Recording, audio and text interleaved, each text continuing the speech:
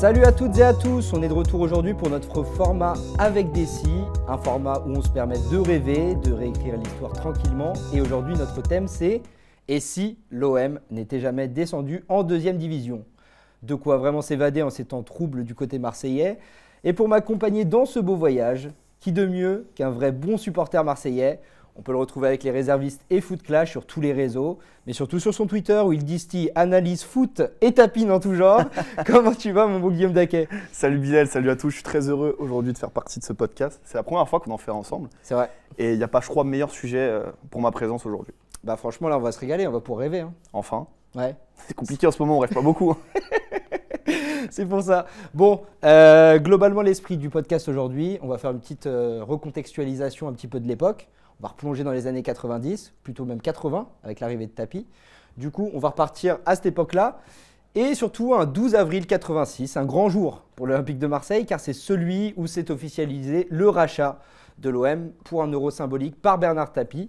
Pour qu'on situe bien aussi, l'OM à cette époque-là, c'est une équipe qui est abonnée au ventre mou. En 85, ils sont 17e au classement. En 86, 12e. Qui s'est même sauvé de la Ligue 2 au début des années 80. Voilà, donc c'est une équipe qui n'est pas au sommet de sa forme. Et surtout, un engouement populaire dans la cité phocéenne qui est loin d'être présent. Alors, l'arrivée de Bernard Tapie, une star connue de tous, avec un discours plus qu'ambitieux, c'était quand même fait pour plaire aux supporters et aux suiveurs au global.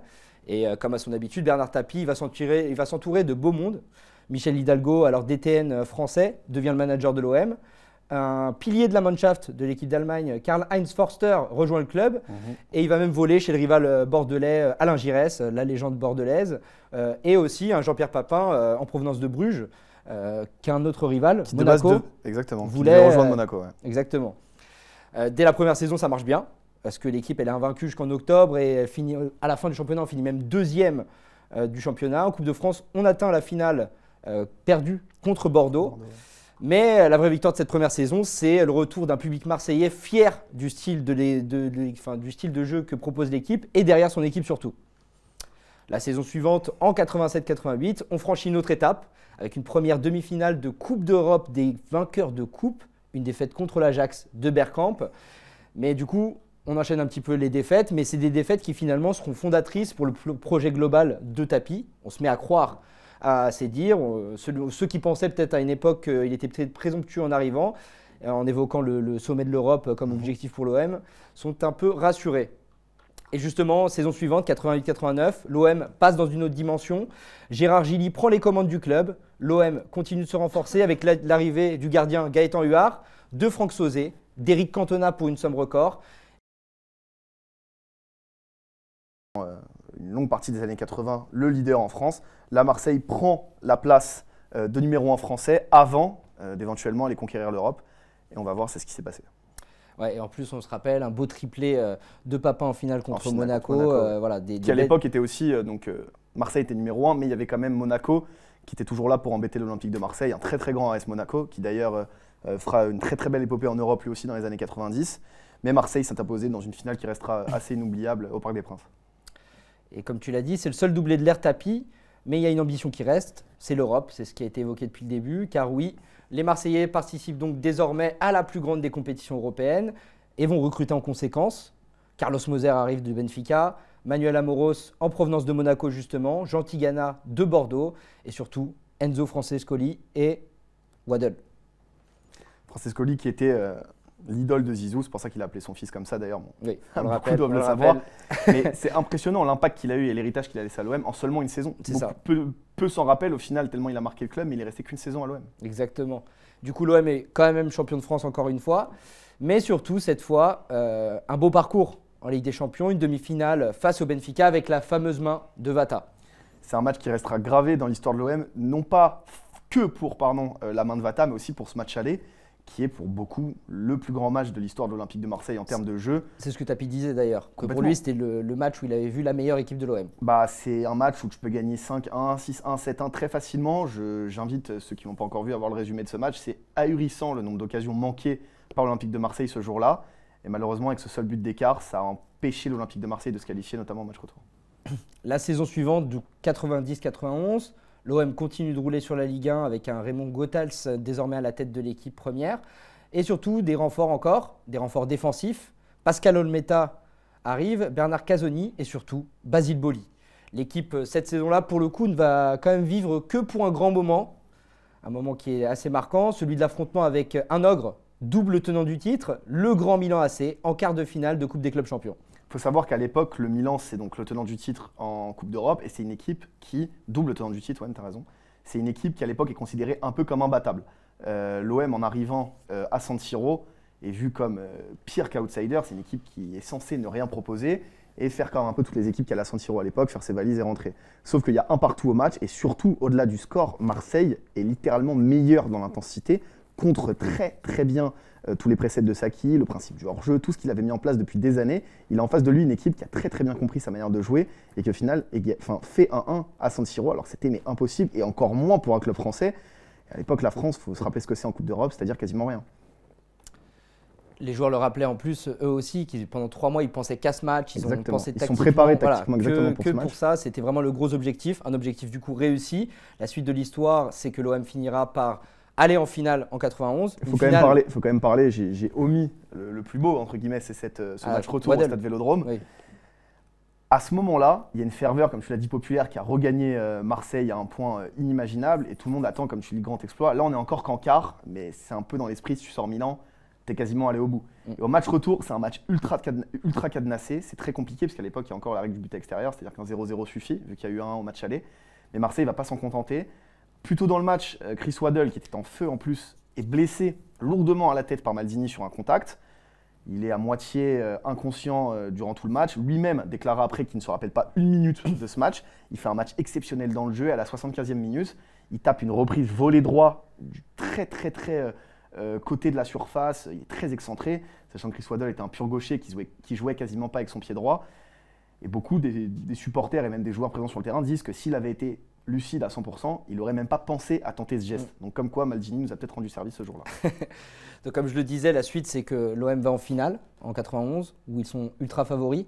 Face à l'Étoile Rouge de Belgrade, ils réussiront à perdre, malheureusement, cette finale. Au tir au but. Un regret qui reste. Il faut savoir qu'à l'époque, quand il y avait égalité dans le championnat serbe, c'était direct les tirs au but. Donc les joueurs de Belgrade étaient, je pense, ont joué cette tactique-là pour aller au bout, parce qu'ils étaient complètement, ils étaient très forts dans ce registre-là, et malheureusement Marseille a perdu. Même si ce n'est pas une raison, Marseille aurait dû gagner son match bien avant. Mais ce n'est que partie remise, parce qu'on le sait, la suite c'est 93, où l'OM finira par atteindre son Graal et devenir enfin à jamais les premiers. Malheureusement, le bonheur sera de courte durée, c'est d'ailleurs l'objet de notre podcast, avec l'explosion de l'affaire VAOM, qui verra l'OM être déchu de son titre de champion de France 92-93, interdit de participation à la Ligue des champions 93-94 et relégué administrativement en seconde division. Et maintenant, on va se mettre à rêver. Si l'affaire VAOM n'avait pas éclaté, si l'OM n'était pas descendu en Ligue 2, que serait-il arrivé ? C'est la question qu'on se pose aujourd'hui, mon cher Guillaume. C'est une très belle question, ça donne envie de rêver. Ouais. Je pense que déjà. Je pense que je vais te laisser y aller sur une première théorie. L'esprit, c'est on s'envoie des petites théories chacun qu'on a imaginées dans ce cadre-là. Le champ des possibles, t'es ouvert. C'est infini. Tu peux y aller, du bon comme du négatif. Il ne faut pas être que à imaginer que l'OM aurait tout gagné, etc. Même si tu imagines bien que toi comme moi, on va vouloir l'imaginer. J'ai envie de rêver pour l'instant.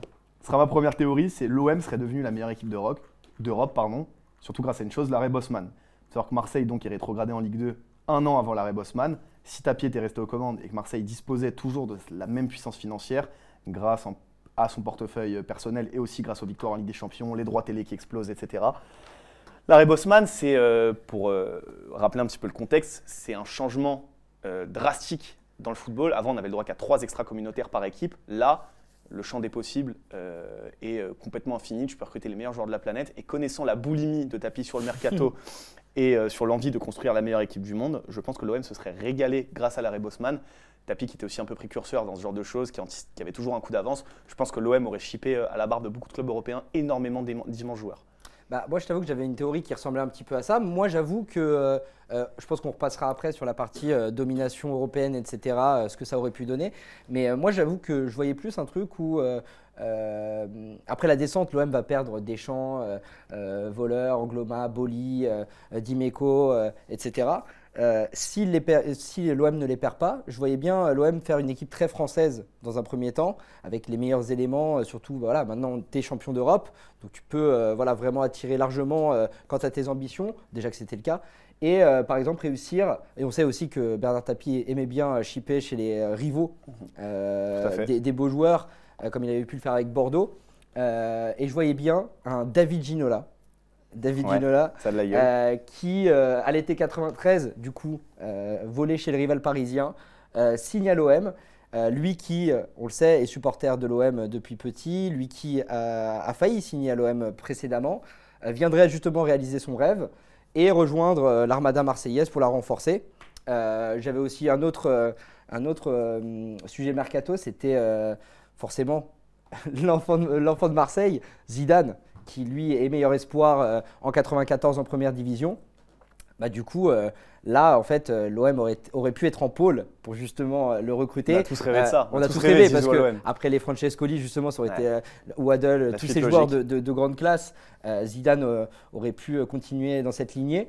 Et clairement, ça aurait pu être énorme. Après, on verra, on parlera aussi tout à l'heure peut-être de tout ce qui est impact équipe de France.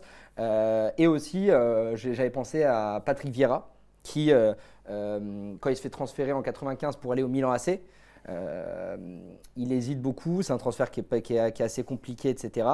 Et typiquement, c'est le premier transfert français de l'arrêt Bosman. Et du coup, typiquement, qu'ils finissent par choisir l'OM, justement, que Tapie réussisse à le voler à un autre rival, mais cette fois, c'est un rival européen. Ça aurait été beau. Et que du coup, au global, tu es une équipe très française, du coup, avec les deux saillies Deschamps, un milieu de Deschamps. Rempli de monstres. Voilà, rempli de monstres. Et avec justement des éléments étrangers de haut niveau à côté. Donc, une équipe qui vraiment ressemble à une grande équipe européenne. Alors, laisse-moi rajouter juste un Français dans ce cas-là, un autre enfant de Marseille qui, malheureusement, lui, a joué à l'Olympique de Marseille sans convaincre et sans écrire l'histoire qu'il aurait voulu écrire à l'OM. C'est Eric Cantona, qui ne deviendra donc jamais le King à Manchester United, qui reviendra à l'Olympique de Marseille et qui, pour sa deuxième Ligue des Champions en 94, en battant une nouvelle fois Milan, c'est deux théories en une, prendra son ballon d'or à l'Olympique de Marseille et sera enfin le chouchou du Vélodrome comme il a toujours voulu l'être. Ouais, surtout qu'il a une histoire compliquée, lui, avec l'OM, on le rappelle. Un premier passage où, au final, ça se passe mal avec Gérard Gilly, où il est prêté à Bordeaux, puis à Montpellier. Et finalement, il revient, ça se passe mieux avec Goethals, même si il n'aura peut-être pas atteint son plein potentiel. Moi, j'avoue que celle-là, tu vois, je pense que lui, qui a atteint, tu vois, qui a gagné une certaine confiance auprès de Ferguson et qui même est aimé. Pour toi, c'est peut-être le contexte anglais aussi qui l'a aidé à performer. Il n'aurait peut-être pas eu ce pic de performance en restant à l'Olympique de Marseille. En fait, moi, j'ai un peu ce truc où, tu sais, on est dans la période où la Première Ligue est en pleine révolution. Enfin, il y a la création de la Première Ligue, tout simplement. Et du coup, il y a des moyens. Il y a un Manchester qui est fort et qui se développe, qui est champion aussi. Et du coup, champion 4-5 fois d'affilée même. Ouais, et du coup, tu vois, genre dans ce contexte-là où c'est l'homme fort de ce truc-là, je le vois mal revenir dans un contexte où il est passé 2 fois et où ça s'est mal passé alors qu'il est aimé de tout son cœur par le public anglais. Mais après peut-être, ça aurait pu être… C'est une chronie, on a le droit de rêver. Exactement, on a le droit de rêver. On a le droit de rêver. Et justement, si on peut revenir sur un truc, c'est que tu évoquais. Moi aussi, je vois comme toi, du coup, le doublé en Ligue des Champions 94, surtout pour une raison, c'est que comme l'OM ne va pas en Ligue des Champions, en Coupe des clubs, non, en Ligue des Champions, pardon, c'est Monaco qui y va. Et Monaco va en demi cette année. Et Monaco joue qui en demi? Le Milan AC. Et perd contre le Milan AC qui finira par gagner la Coupe d'Europe. Donc moi, je considère que du coup, si Monaco va en demi-finale, ça veut dire que l'OM avait le niveau, en tout cas en plus en se renforçant, pour atteindre ce stade-là de la compétition. Et battre du coup sa bête noire, enfin l'OM est un peu la bête noire du Milan AC. Ouais, clairement.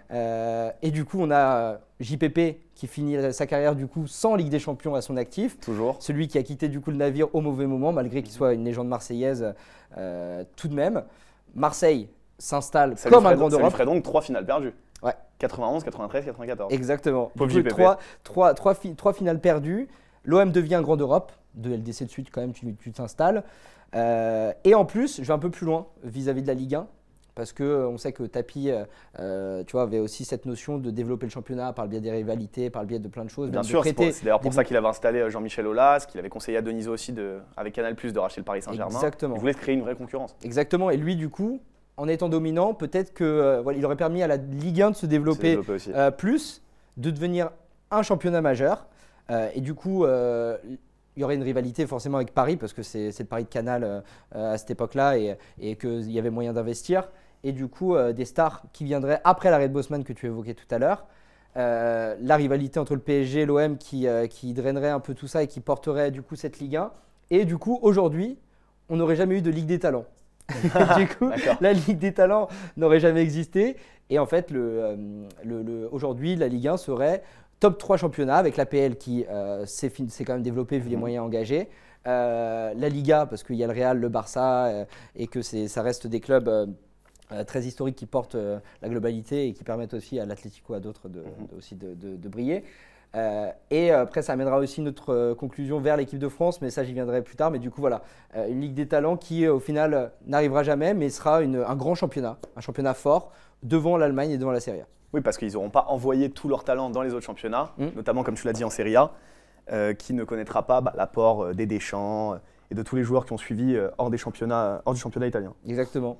T'as une théorie ou pas là, qui vient je sens que tu voulais aller sur l'équipe de France, donc soit je commence, soit tu vas en premier. Alors moi, l'équipe de France, j'ai envie de finir sur l'équipe de France, j'ai un peu envie de le faire plus tard parce qu'en gros, j'ai envie de continuer sur les impacts des transferts. Il y en a un que j'ai pas évoqué. J'ai pensé à un truc, c'est Sonny Anderson. Ouais. Sonny Anderson arrive à l'OM en 93-94. Si jamais, moi je le vois bien en tout cas, qu'il vienne quand même finalement à l'OM en remplaçant de Boksic, pour finalement finir par s'imposer, parce qu'on sait qu'il a marqué les esprits assez vite, il passera que quelques temps à l'OM, et du coup il finit par s'imposer. Et du coup, si Sonny Anderson ne s'impose pas, s'impose, il ne signe pas à Monaco derrière, parce qu'il n'a pas la possibilité du coup d'y aller. Monaco, du coup, ne gagne pas. Oui, je vais très loin. Hein. Monaco ne gagne pas de titre en 97, avec lui qui est meilleur joueur du championnat. Derrière aussi, parce qu'on connaît sa carrière, il fait Monaco, puis le Barça, puis Lyon. Lyon qui, du coup, lance une hégémonie au début des années 2000. Du coup, il signera jamais à Lyon, il ne sera jamais la tête de proue du projet lyonnais. Et du coup, je ne dis pas que Lyon ne sera pas un grand, parce que je pense que le travail qu'a mis en place Jean-Michel Aulas leur aurait permis quand même d'exister, justement, en fait, d'être le rival d'après, d'être du coup le rival de l'OM après, en gros que le PSG ce soit plutôt les années 90, début 2000, et qu'après en fait il y a une rivalité très Marseille-Lyon, et du coup que Sonny Anderson ait cet impact-là, que du coup il n'y a pas de record pour Lyon, avec les 7 titres consécutifs, avec un OM fort dans les années 2000, et qu'il n'y ait pas autant de titres, que ça se bataille vraiment entre les deux, et qu'en vrai, Sonny Anderson finalement aura un énorme impact. Et lui deviendra plutôt légende à l'OM, peut-être à partir d'un moment, mais une vraie légende qui aura marqué pendant des années la pointe de l'attaque. Ça tombe bien que tu parles de cette rivalité OM-OL dans les années 2000, puisque le Paris Saint-Germain, dans ma théorie, est lui aussi petit à petit éclipsé, avec des gros soucis au niveau du sportif. Colonie Capital, dans mon livre, rachète toujours le Paris Saint-Germain, le PSG se casse la gueule, et du coup, à la suite de cette déchéance, Amara Diané ne marque jamais son doublé. Oh là là. Donc du coup, le Paris Saint-Germain est en Ligue 2. Et il faut bien que le championnat se développe. Ce ne sera pas le Paris Saint-Germain. Bernard Tapie, en très bon capitaliste qu'il a été toute sa vie. En 2011, revend un petit peu pour… il devient vieux Bernard à ce moment-là. Il a un petit peu envie de quitter le football. Et il y a un pays, une zone géographique du Moyen-Orient qui est en train de s'installer dans le monde du football en Ligue 1 et qui on va racheter tout de suite pour mettre sa patte. Et Marseille devient propriété de Qatar Sport Investissement. Ah bah oui, il n'y a plus le PSG à racheter, donc il faut prendre une autre marque très très forte. Jean-Michel Aulas ne vendra jamais son bébé à ce moment-là, au moment où Lyon est en plein essor. Tu penses que Tapie le vendrait ? Moi je pense que Tapie, en bon capitaliste, il récupère son gros billet en vendant un OM très fort, qui est une plus grosse valorisation dans le monde du football à ce moment-là. On parle des égales de Manchester, du Real Madrid, etc. Donc Marseille, ça vaut énormément d'argent.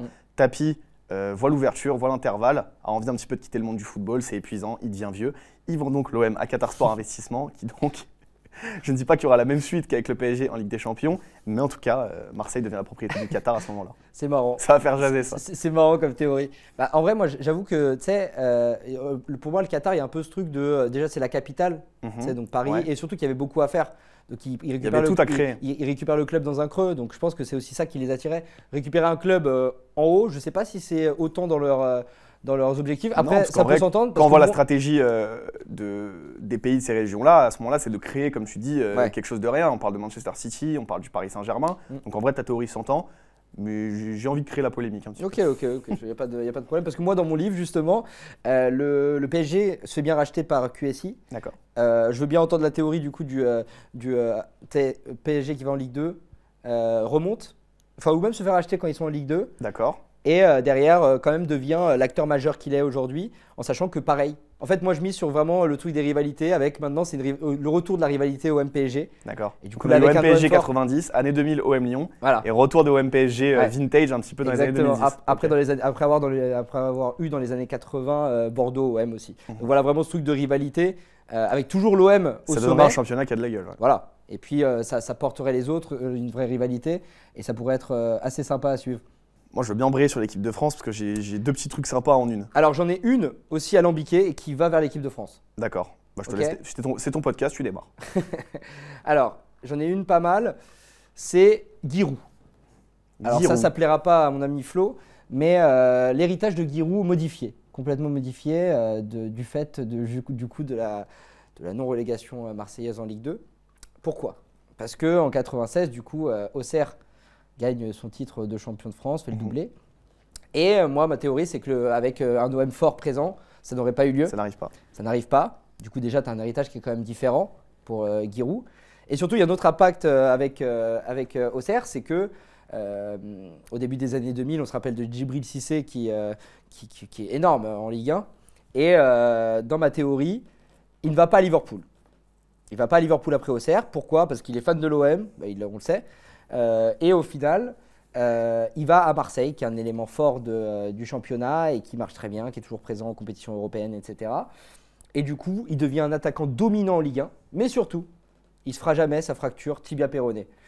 Pareil, il ne se fait pas sa fracture tibia-péroné face à la Chine Donc, à la veille de la Coupe du Monde. Donc, il va à la Coupe du Monde Il 2006. va en Allemagne. Sidney Govou n'y va pas. D'ailleurs, il faut rappeler quand même qu'il se fait sa fracture tibia-péroné la veille de la Coupe du Monde. C'était le meilleur buteur des éliminatoires Oui, pour l'équipe avec de France à la Coupe ouais. du Monde. Donc, il met 4 buts en 6 matchs. Et du coup, il arrive à la Coupe du Monde 2006 en tant que pas titulaire, mais peut-être voilà, dans la rotation avec un impact. Et je pense que du coup, on peut passer à l'équipe de France. Tu avais l'air d'avoir une belle théorie. Alors moi, c'est une théorie, c'est un peu fumeux. Hein. Là, on part vraiment très très loin. Mais du coup, Allez, fais-moi rêver. déjà, dans un premier temps, l'équipe de France va aux États-Unis.